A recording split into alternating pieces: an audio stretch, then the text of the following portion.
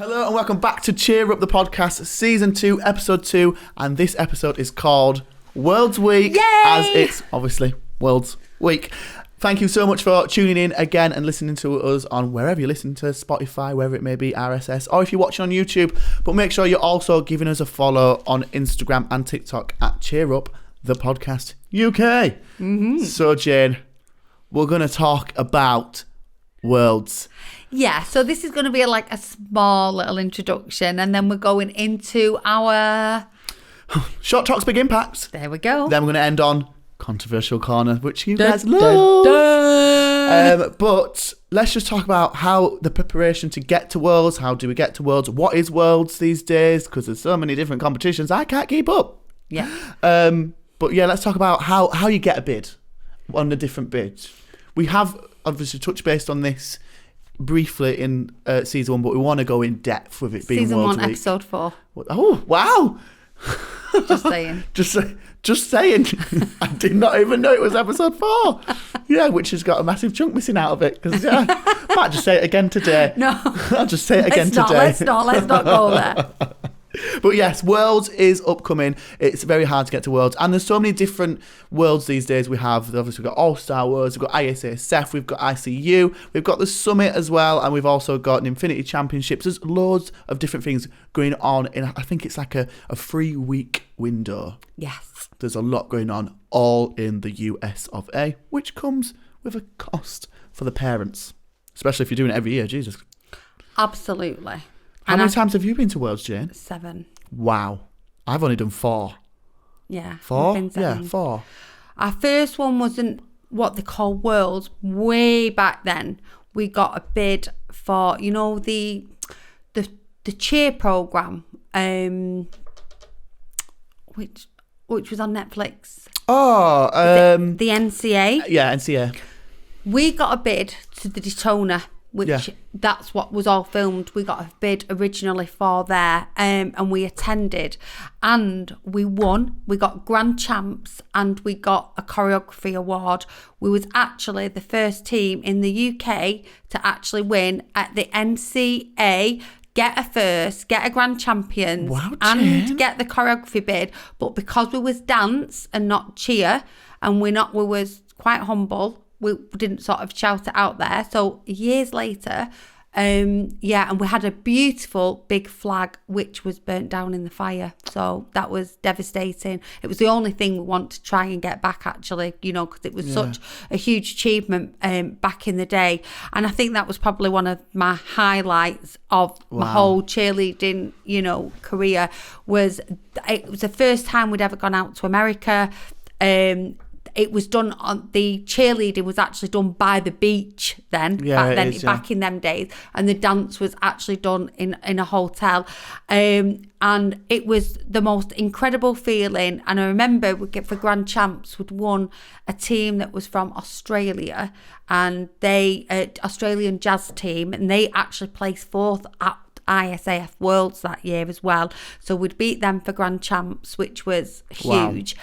And not only that, when we actually Googled like their, you know, facilities, we was training in a school with like, I think there was 9 of them in the team at the time then, 9 or 11. And we just literally trained in a school with all local kids, all from like the Tameside area. And we literally beat a team. And this gym, they had coaches that had done like choreography for TV, films, famous people, high celebrities. They had 4 massive studios. It was high tech, and that for me was like a huge achievement, because when you looked at the caliber of dancers for the grand champions, because grand champions, if you don't know, means that you have to beat and have the highest score of all. Yeah.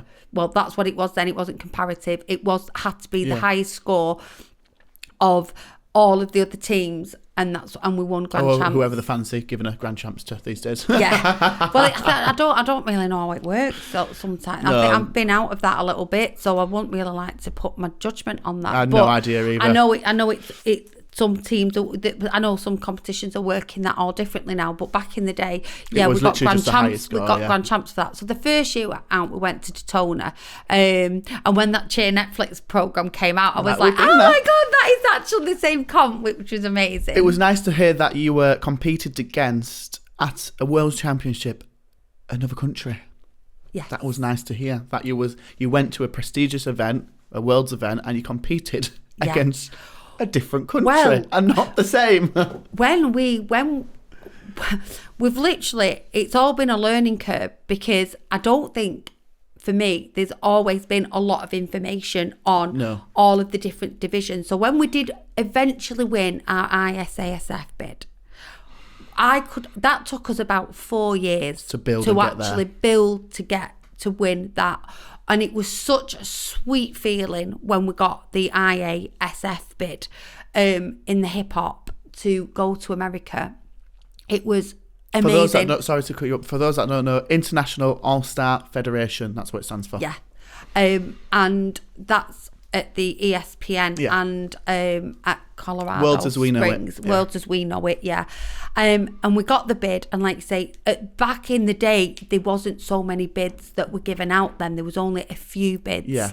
So if you won a bid, everybody knew about it, and it did put you on the map. Yeah, it did. So we was chuffed to bits, because like you say, it took us about 4 years of hard work, of getting there. Love seeing you guys. Yeah, and we did it, and it was amazing, and it was an amazing moment. And then when we actually got to Worlds, was a little bit surprised by, we thought it would have been like so much big. The cheer's huge, the dance is a little bit quieter. However, there's divisions within divisions. So there'd be like an all-girl division, there'd be like the co-ed divisions, which we do have over here. Co-ed meaning there's girls and boys in the same team. And then the all-girls obviously being all-girl. And when we got there, there's a Premier Division and there's a small division. Now, the Premier Division was what we was in, which means that, like, it depends on how many numbers are in. So we decided to go in the Premier Division because we didn't really understand it. That meant we was up against Team Japan. Mexico. They're good. USA as well. USA. What was the other team? France. They're good. There was just Germany. Vanessa will be watching this and going, Mum, because we used to chant it, because the supporters were incredible. Anyway, Team Japan. If you've never seen hip hop, they dance like machines. If you've never seen hip hop, go on IASF Worlds, type in Team Japan and watch them, because incredible, like off the scale. So we came 11th out of about, I think there was about 30 odd overall in that year, and we came 11th. Wow. And it doesn't sound like, wow, coming back going, wow, we got 11th. If you saw the calibre of what we was actually up against that year, and it different countries. Bearing in mind, like say, we was, like Team Japan, they even have their own caterers, following them round, and they have the allocated naps and things. And we were just like local people who had like worked our backsides off to try and, go for the dream. And we got there, so we was buzzing with that, and it was amazing, and we learned so much when we went as well. But everyone was like, oh, I'm at 11th. I was like, oh my god, it's like it was an absolutely incredible achievement. And then we started to sort of like learn the game a little bit more and go like, let's not do Premier, let's go into small. So there are divisions within divisions, in the dance worlds for sure. But the IASF is, like I say, is what we knew as dance worlds then, and that was back in the day when there wasn't all the other bids now that have come into it. Not that undermines any other bids. We're not saying that. It's a massive achievement for everybody, but there is a difference. 100%. Like, just go on YouTube and watch Team Japan. Yeah, the jazz team as well. Have you seen Ohio State jazz team? Oh. It's just... They literally dance like It's AI. It's like it's AI. It is stunning. Like Yeah. I would not know where to start to choreograph. I'd love a dance team, but I would not do it because I'd be absolutely I useless at it. remember sitting in the watching Dance Worlds, and we watched Team Japan do a lyrical dance, and it was about water, and I actually cried. I'd never seen anything so stunning in all my life. The pom divisions. I wouldn't. I bet they're like literally like machines. Honestly, like they were just poms changing colours in front of your eyes. I was like, what? It's like a magic trick. Where's Paul Daniels? And then me just come out the middle like, hello. He was like, whoa, what? It was absolutely, yeah, honestly. I think, I can't remember, there was a team, I used to love them. Can't remember my brain, I can't remember many things these days. Anyway, they had these poms and they just kept popping and changing colours. And I was like, how have they actually done that? So, yeah, so back then in the day, it was just everybody's those working bits. towards building to get to And the International All-Star Worlds. The ICU, which is countries against the countries against countries. International Cheer Union. Yes, it is. And if we get into the Olympics, that will be the Olympic side of cheer and dance. Because ICU is literally. I just burped. Oh, bless you, child. I'm sorry. Do you want winding? I come and wind you if you want. I'm patting on back. I've got to that age where I would just belch. Let's at least it was top end, love. But yeah, that is literally countries against countries. Obviously, different age categories as well. You can have youth, junior, teams as well. But that is literally, you will not see any other. You won't see like two English teams in the same division. It is just one. Yeah. And you're going against all the other countries in the world, which is a world's championship.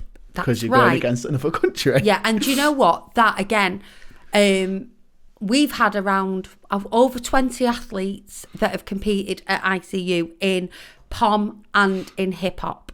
And when I went and I saw my daughter Vanessa come out with the other athletes holding the England flag, I was a blubbering mess.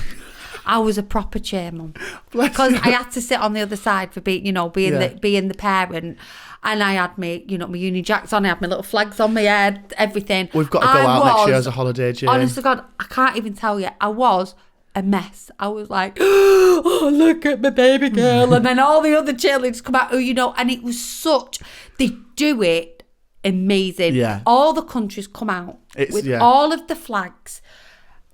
It's really cool. Honestly, that for me was just fabulous. It does take your breath away. I remember watching it and being like, wow. When I was a cheer geek back in the day, I was like, wow, this is, because all the trumpets are going off. It's all like beautifully it's such lit. a grand affair. Oh my God. And they do it so well. Oh, yes. It does go on for a while because there's a lot of teams, but it's really, really good. And what I have to say as well are the supporters. Yeah. Team Scotland, Wales and England, we all kind of come together. But I remember going and there was like people dressed as knights, the England it's like darts. flags. Oh, how wild darts is. If you've ever watched darts, it's like that. It's like that. Wild. The atmosphere is really, really good. It's infectious. Yeah. It is such a good competition. I'm going to put it out there. I actually think it might be one of my favourite. I actually prefer that because the camaraderie is, and come on, it was amazing. We'll have to. I think we should definitely go out for a holiday next year, Jane. I think we deserve it. We're not going to go this year because I'm in Thailand. Yeah, well, I could have gone out this year, but we'll go. We'll go next year. Decided not to go this year. But yeah, it's an incredible opportunity, and obviously you can be a part of Team Scotland, England, Wales. They hold tryouts. I think it's usually October. Usually about October. Yeah, so you can actually be a part of the team if you want to be a part of the team. So that's really cool. Yeah. It's open to everybody. Obviously, if you're English, you'll go for Team England. If you're Welsh, you'll go for Wales, and if you're Scottish, you'll go for Team Scotland. Or Ireland. Ireland as well. So that's going to be coming up as well. So keep your eyes out. I think Team England post it on their social media when their tryouts out. It usually falls around October time. Yeah, so I think it's normally October time. But then also we've got obviously other opportunities in America as well. So you've got things like an Infinity Championships. You've got things like the Summit, which is more of a junior worlds, if you like to speak. Yeah, I think like with the on the cheerleading aspect, on the cheerleading side of things, on the IASF, it's the higher levels, whereas the Summit you can get them for like level 1, level 2s, level 3s, 4s, and then there's the dance. But the dance is different because it's not pom dance and it's not hip hop. So we did the Summit and it's called variety dance. So you have to do a variety of dance styles. So it has to be 2 different dance styles. So we did pom and hip hop mixed together. Yeah, that works. Because in the senior division they don't do the designated like just hip hop, and they do for the younger ones but not for the older ones. Right. See, a little bit of a golden nugget information for you there. And then obviously before that you've got also All-Star Worlds as well, which is another great opportunity. Yes, it is. Hold the UK is there at the moment. We seem to have the same teams in the same divisions, but do you know what? It's still an opportunity. I think it's still quite a new comp, so there's still a few people and few countries coming to be a part of that. But so in order of the comps in America, it goes All-Star Worlds, you've then got ICU, which is the countries against countries. Then you've got IASF, which is your high caliber competition, but still countries against countries. Then it moves into Summit, and the same weekend as the Summit is also the Infinity Championships as well. That's a whole, I mean, you can spend a month. You could spend a literal month if you. Could you imagine? I'm going to take all my teams to all these comps. You'd have to be like running around everywhere. But that's the order they go in. There's probably other ones that we've missed if we've missed them. Sorry, but the high caliber ones are definitely, I would say, ICU and ISASF, because that is the best of the best. I'd agree with that statement, and like I say, it's not undermining anybody from any of the other competitions, and I know that like from previous episodes people have got ISASF bids. It's like, thanks for that, because it's, it meant a lot to them as well by mentioning it. And like, I think it's just one of those things that, but like our platform is for educating, so people don't understand about it. But I think for me, if we're going to go into short talks and big impact, for me, there's like, say, you could go out to America if you've got a program now for over 3.5 weeks. To get that time off is crazy. Impossible now with schools. Schools are knuckling down on it as well. Yeah. What teams are you, and it falls at a time when GCSE exams are on as well, or A levels and things. So it can affect that. But I mean, I'm a big believer in that. This is education for your children, to take them out. If it's for the higher end competitions, 100%. I think that is an education in itself, and giving your kids opportunities, building self-confidence, building self-worth, getting them out there, and it's an amazing opportunity. Nobody's taking that away whatsoever. My worry and my concern is around, and you feel free to make comment on this in a nice way, even if you disagree, there's a way of disagreeing. Keyword in that, Jane, nice way. I understand people's different kind of perspectives on it, but just for me, my worry is for the parents, to be fair, because it's a lot of, if you have got like youth teams, tiny teams, teams, junior teams going out, then year on year you're wanting to improve, year on year you're wanting to give your children that opportunity. It is a massive, huge financial impact. Unless you're fundraising or getting brands to help you and sponsor it. But I just want to cut you in there. It's really hard work. It is hard. Fundraising is very hard work, especially when you're not recognised as a sport in the UK. So trying to go for funding, they're like, but it comes with great exposure for a brand and business, because you are literally seen worldwide. Anyway, but what I wanted to say is I couldn't think of anything worse if somebody turned around and be like, oh yeah, do you want to take your youth team to All-Star Worlds? I'd be like, no, thank you. Yeah. I wouldn't want that stress. No. I wouldn't be mentally prepared to put that pressure on myself, on the brand, as my club, and on my coaches as well. Oh, hey coaches, because cheer doesn't pay, for me at the moment, a decent wage. So asking people to take time off their day jobs as well to go, and giving their all for me, because I would ask them to take like 2 weeks off, and then I would need like 4 coaches with me. Yeah. I would not do it by myself, no way. And then chaperones as well. I'd be like, it's too much stress. It's hard work when you get there. It is very stressful. Any competition stressful, but I think the fact that you think, oh, I'm in another country and it's a high caliber competition. But for me, I think it would be wonderful to see a more affordable approach for the progression for the athletes from the youth onwards. A high caliber competition where it's maybe, you know, the elite. I know there's like Battle of the Champions with ICC, which is a great opportunity. You've got to win a bid in able to attend it.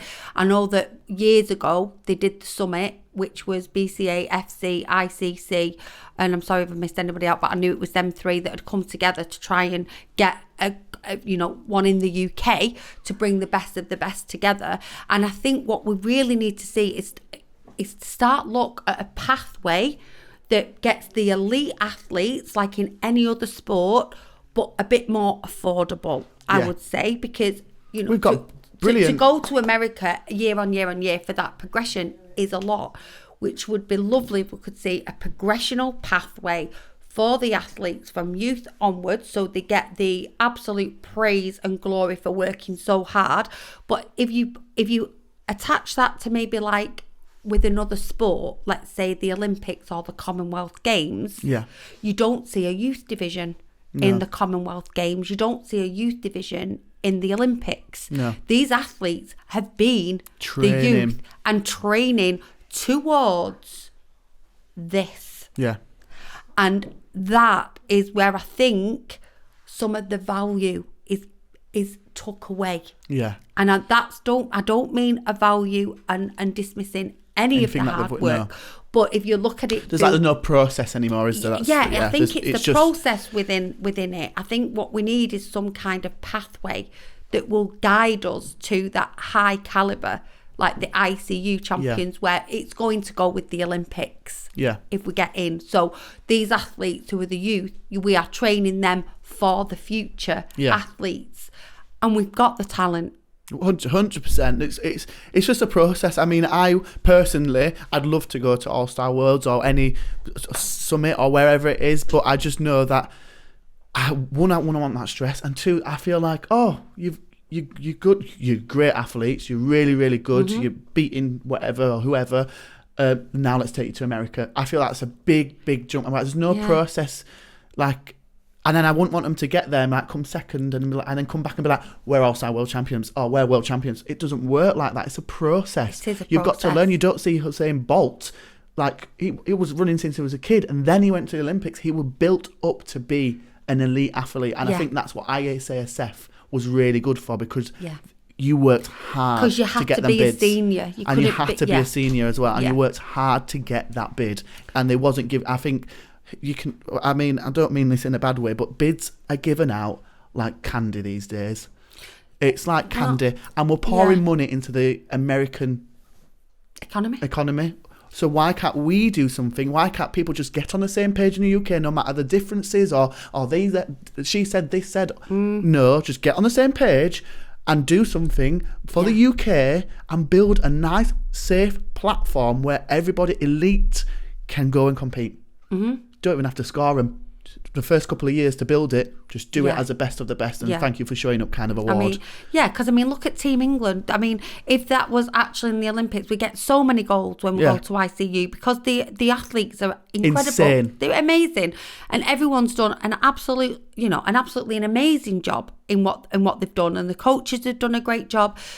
But we know we need a bit more protocol in how things are done. Yeah.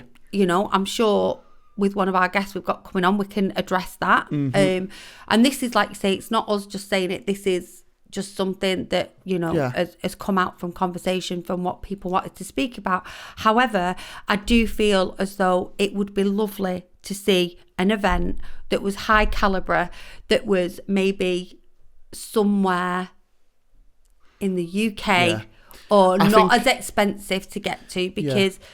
parents, I'd like that. If this little clip gets on our TikTok, it will be on then TikTok. I would love a parent's perspective on that. to say, how challenging is it for you? You might have 1 or 2 or 3 children, you know, who are doing this sport. I've got one mum in my team with 3 kids in my club. And, you know, how, without remortgaging, you know, if you selling your house, love. You know, some people are more affluent than others. That goes without saying.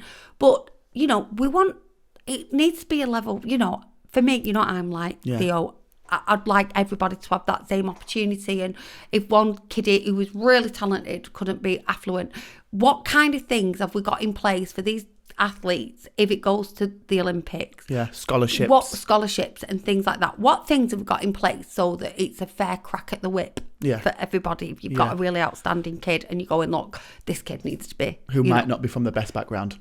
You know, not as affluent as maybe another one. So I think that's something that as a bigger picture... that maybe needs to be looked at. I think as well, the buzz of America is just great in it because it's such a great time. It's a great time and it's very well done because obviously ESPN is in Disney, so you get to go to Disney, you get your park hoppers, so they've done it. Marketing wise, it's genius because you're just like compete in Disney World, Florida. You get to see Mickey Mouse and Minnie Mouse and all that. So it's perfect for that, for creating memories. If I was to go to Worlds, I'd do it for the memory creating and have fun because that's what my club runs on. It's fun. Go out there and have fun. And the All-Star Worlds, I mean, I've not been to that competition, so I certainly can't have a viewpoint. We're going for a bid for that, so... eat my words. So I can't comment on, you know, on what that competition is at all. We're only going for a bid, though, because of the pressure. The pressure to get something, because I've got people come in and say, we went to them because they've got bids. They've got bids here, there and everywhere. That's probably like one for, as we go into it, controversial corner. Here we go. Gyms, to all the coaches who are gym owners, are you feeling the pressure of having to get a bid to go and compete in America or somewhere because people are offering this and it looks like it's a bit more prestigious? What is the pressure as gym owners for that?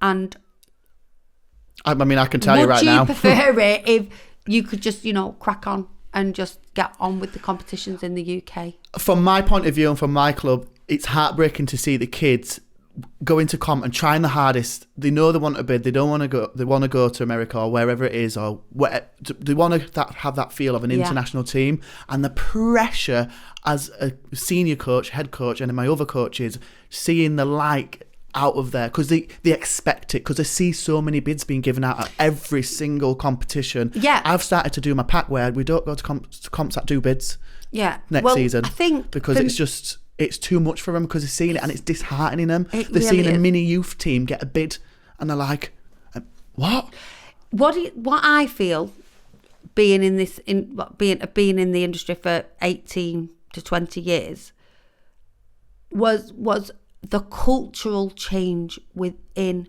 the industry when the bids became more and more. So, like say, originally there was only a few bids. I'm really sorry, that was my phone beeping off. Jane, you meant to put your phone on silent, love. So, for me... We're getting serious here in your opinion. Yeah, we were getting serious then. But for me, when there weren't as many bids given out, there was a prestigeness about it. Then there's more and more bids, so there's more and more competitions, which now we've now got a new European Summit bid coming in as well. So that's another one in the mix to aspire to, which there's nothing wrong with aspiring to anything. However, the pressure of that is huge. It's massive. It's huge. And not just that, it's where does it stop? You know, and it's the tough. Cultural change that we've seen within younger athletes or a parent's demand on the gym that this is what they want, this is what they want to do, this is what they want to experience, and this is that. And for me, I feel, and I will stand by this, and I have said it to many people, and I don't mind saying it on air as well, I feel as though the bids have changed some of our industry culturally and for the mindset, and it's become more competitive in a negative Yeah. Like, because the bids, I feel that's been the main focus. It's the bids. It's not been about the journey. Yeah, 100%. The journey is your child has stepped into a gym without a forward roll, right? Okay. Or couldn't do a back handspring. Might have had a mental block. What friends have they made? Yeah. At the gym? What's the learning curve? Have they actually lost? What's your policy when you're lost? Because you never lose. No. That's what I used to say to my kids. You never lose, because when you lose, that is your stepping stone to a success, and you have to lose. You have to not get it all the time. And this winning, what everyone's striving for is sometimes in cheer, you could be the best of the best, right? Exactly what Becky said. I'm so sorry about that.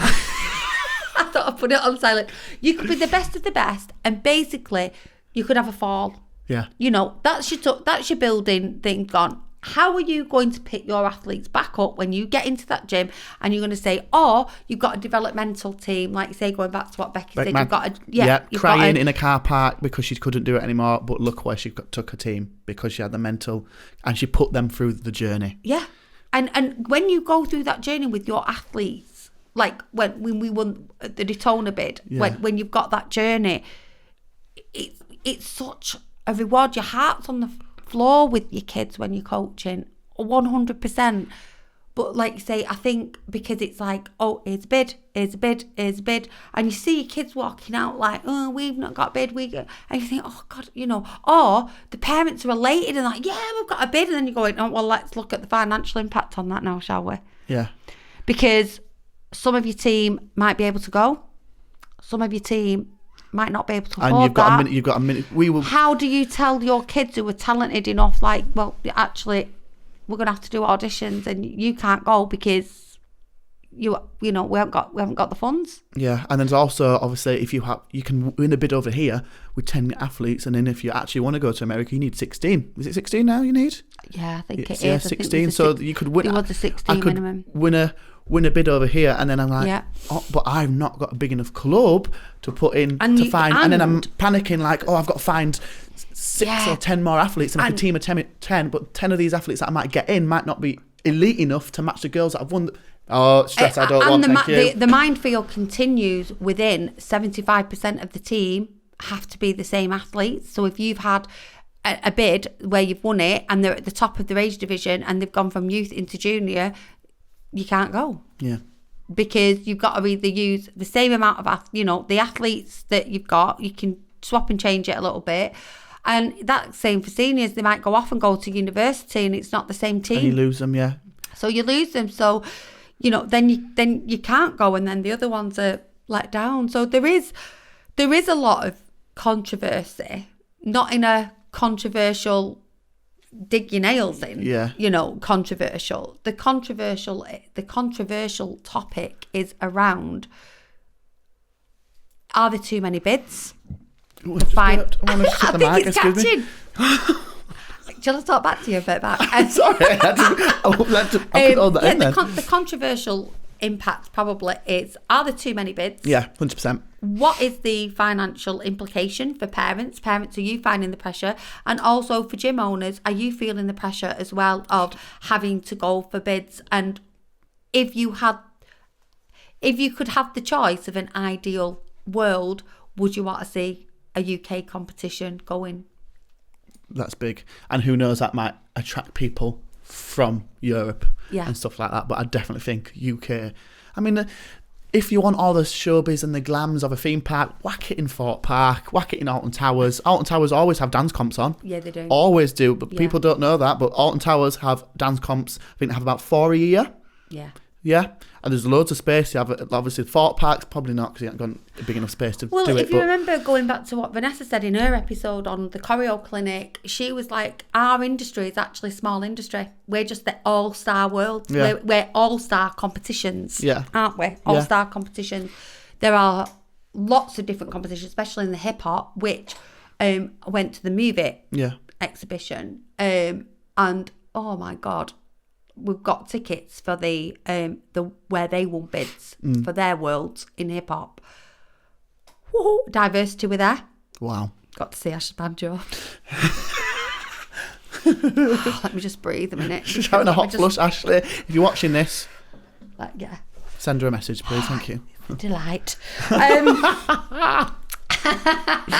But Diversity came on. They did an exhibition. Incredible. But the hip hop dancers came out and it was just like, but do you know what I loved? Oh my God, the judging panel for that, they were all introduced. Here's a judge who choreographs for, this rapper and this is what their caliber is as judges. Like the list of each judge was he was like, wow, these guys know their you can barely get asked to just walk out and wave at people, let alone do the imagine. Honestly, the caliber of the judges that they had, and I'm not putting any judges down, by the way, in this country at all, but as I said in previous episodes, my Miss Boogaloo days, when you used to get cheer coaches judging dance, that was a bugbear for me. Still is, still can be. I know, like, you get trained on things like that, but it is a bit of a bugbear for me. But there are shortages of judges, so that Kim mentioned that on the Incredibly Cool episodes, that there's a shortage of that in this country. But I think when we went there and it was like, oh my God, if these people are actually judging you, they know. And then the dance teams came out. And they were solid. And I said to Vanessa, I've watched that many competitions. And Vanessa was like, Mom, I want to watch it, because she's obviously with the hip hop and everything. I was like, well, okay, yeah, we'll sit down and watch it. I didn't want to go. I was like, the grooves, the dancing was amazing. And I was like, surely a team can't get better than that. And then another team had come out. I ended up, I can't actually remember the flipping name of the team, but every time this particular group came out, I was like, oh my God, there was just something about their style I really liked. And it just so happened that all the mums were sat behind us at this team, and this one team came out. I stood up, I give them a standing ovation. You know what I'm like? I get carried away. Don't matter. I was like, oh, yes. And these mums were going, yeah, who's your kid? I'm like, nobody's. I just think this team, they're phenomenal. They're absolutely brilliant. And it was nothing like our kind of competitions in the All-Star World, where everyone comes to the front and everything. Everyone would just sat. They weren't actually like loads and loads of spectators, but what there was, all the other teams were like round the stage supporting one another. Oh, I like that. I love just support. Just because you compete against each other doesn't mean you don't have to support one another. Especially if you're in a region. You know what? Say like if you come from Manchester and you've got another couple of teams in Manchester. Hi Jane, how are you? Are you at this comp such and such? Let's support you. You are representing Manchester as a whole, especially when you go to Worlds and stuff like that. Same with Leeds. If I say like teams, I'm like, hi, how are you? But some teams just are rude and walk past you and don't want to. I'm like, honey, we're all teachers. We've all got the same goal, is to just have these athletes have a brilliant time. Exactly. I'm not trying to take no kids from you. I'm not trying to do something different. I'm just here for them to have fun, get over yourself and move on. It's simple as that. But people, people will be people. I think we're going to have to end it there, Jane. That was a very deep. It was. And maybe one of the next episodes could be about egos. Just dropping the mic there on controversial. God, ratted, bumper farted. I mean, are you not embarrassed by your ego? Got another name. We've got some. Felicity is mine. Mine is, and I don't think it's. You've definitely got one. What are you on about? Sorry, I'm not a diva. I just can't stand negative people and people that think they're something else. I can't do it. I just can't, Jane. I'm like, sort yourself out, love. Yeah. And like I said, that doesn't just affect in our industry itself. It's across the board in the whole wide world. This is why I vowed to myself when I did the traits and stuff like this, I fell into social media kind of, and I just keep my social media relatable. Yeah. It's what you see is what you get with my social media. Yeah. It's me. Yeah. I will make a fool out of myself. I'm not bothered. But anyway, sorry. We're ending it there. Keep it kind. And like you say, on the Pay It Forward, like we've been doing, we've been doing the Pay It Forward because we did the massive thing at Christmas where we went out, but we've not actually talked about that. We need to bring that into another episode. But yeah, I think kindness goes a long way.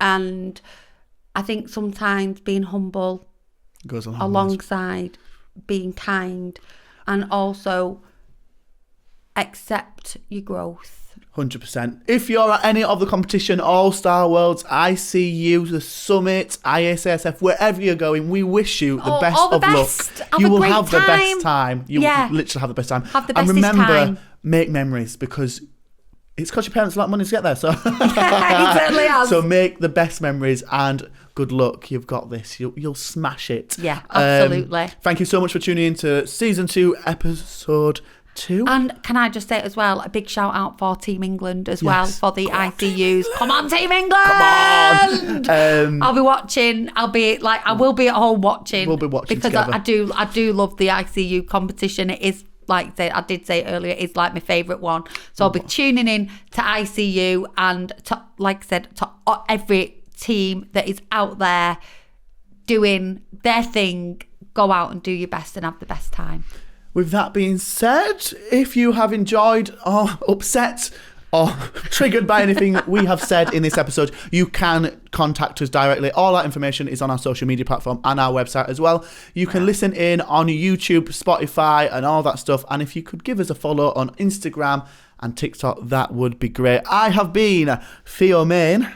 And I have been Jane Valentine. Thank you so much for tuning in, and good luck at Worlds. Bye. Bye.